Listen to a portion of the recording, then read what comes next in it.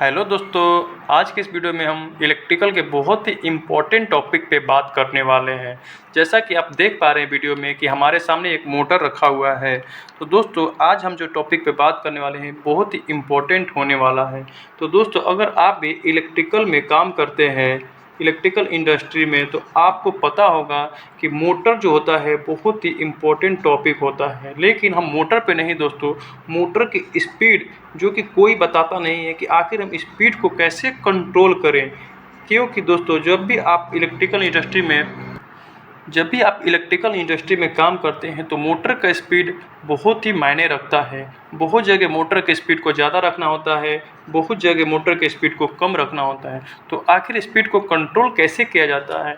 तो दोस्तों, बहुत सारे लोग जो कि इलेक्ट्रिकल इंडस्ट्री में काम करते हैं उनको इसका जवाब सही पता नहीं है। कुछ लोग बोलते हैं कि सर, वोल्टेज को हम लोग कम बेसी करके स्पीड को कम ज़्यादा कर सकते हैं। तो कोई बोलता है कि सर, फ्रीक्वेंसी को हम कम बेसी करके भी स्पीड को कंट्रोल कर सकते हैं। तो दोस्तों, आज के इस वीडियो में हम इसी डाउट को क्लियर करने वाले हैं कि आखिर मोटर का जो स्पीड होता है उसको कंट्रोल किया कैसे जाता है। आखिर कैसे करें ताकि हमारा मोटर भी ख़राब ना हो और स्पीड भी हमारे हाथ में रहे, जब हम चाहें तो बढ़ा दें, जब चाहें तो घटा दें। तो दोस्तों, इसके लिए मैं आपको एक सिंपल सा एग्जांपल देने वाला हूं जो कि आपके लिए काफ़ी फ़ायदेमंद होगा। तो दोस्तों, पहले ये देखिए, मेरे हाथ में एक वायर है।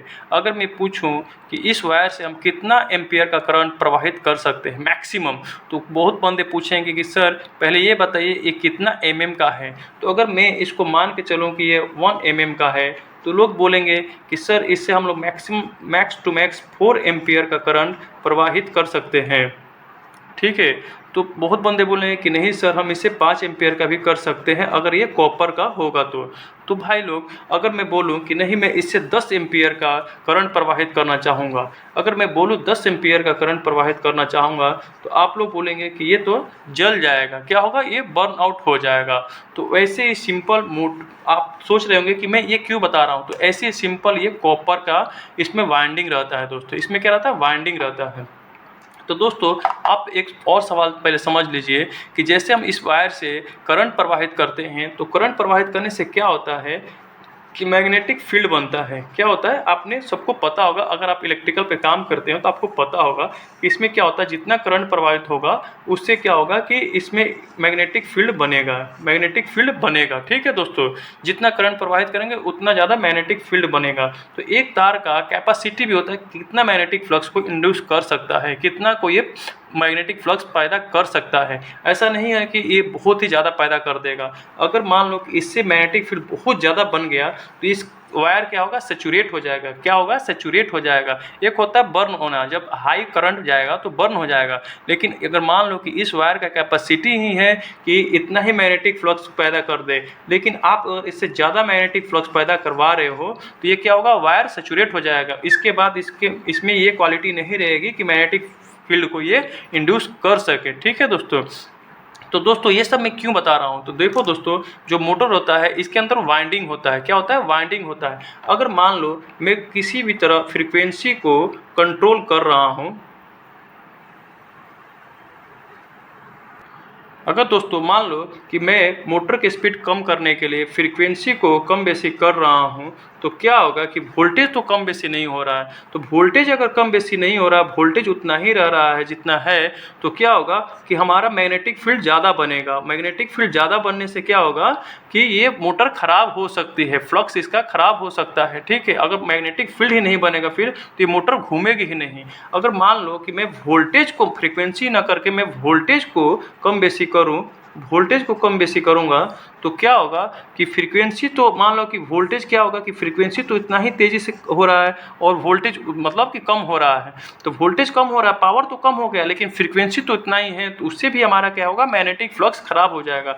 तो इसीलिए दोस्तों, कभी भी जब भी मोटर की स्पीड को कम करना रहता है तो हम क्या यूज करते हैं, VFD क्या होता है, वेरिएबल फ्रीक्वेंसी ड्राइवर। तो दोस्तों, ये क्या होता है कि ये क्या करता है, VFD क्या करता है दोस्तों कि जितना हम लोग फ्रीक्वेंसी कम करते हैं ना, जिस रेशियो से हम लोग फ्रीक्वेंसी कम करते हैं उसी रेशियो से ये वोल्टेज को भी कम करता है, मतलब दोनों को साथ साथ ही कम करता है। ठीक है दोस्तों, इसीलिए VFD का यूज किया जाता है। कभी भी इंडस्ट्री में जब मोटर की स्पीड को कम करने की बात आती है तो VFD की यूज होता है, ना कि फ्रीक्वेंसी कंट्रोलर का। नहीं तो बहुत बंदे बोलेंगे कि सर हम फ्रीक्वेंसी कंट्रोलर यूज कर लेते हैं, फ्रीक्वेंसी कंट्रोलर यूज करके मोटर की स्पीड को कम कर लेंगे। लेकिन दोस्तों कभी भी फिर मोटर की स्पीड कम बेसी करने के लिए हमें VFD का यूज करना चाहिए, क्योंकि फ्रीक्वेंसी को भी कंट्रोल करता है और वोल्टेज को भी उसी रेशियो में कम करता है। ठीक है दोस्तों, क्योंकि इसीलिए VFD क्या होता है दोस्तों 10,000 रुपये तक का आता है, जबकि फ्रीक्वेंसी कंट्रोलर 500 रुपये में भी आ जाता है। तो क्यों नहीं हम फ्रीक्वेंसी कंट्रोलर को ही यूज कर ले, इसलिए क्योंकि नहीं कर सकते, नहीं तो इसका मैग्नेटिक फ्लक्स कभी नहीं बनेगा। इसीलिए हमें क्या यूज करना चाहिए, VFD यूज करना चाहिए। तो अगर आपको VFD के ऊपर वीडियो चाहिए तो आप लोग कमेंट कीजिए, मैं VFD के ऊपर अच्छे से वीडियो बना के दिखाऊंगा। अभी मैंने बताया कि कैसे मोटर की स्पीड को कम करना चाहिए। ठीक है दोस्तों, अगर आपको वीडियो अच्छा लगा तो लाइक और कमेंट कर देना। थैंक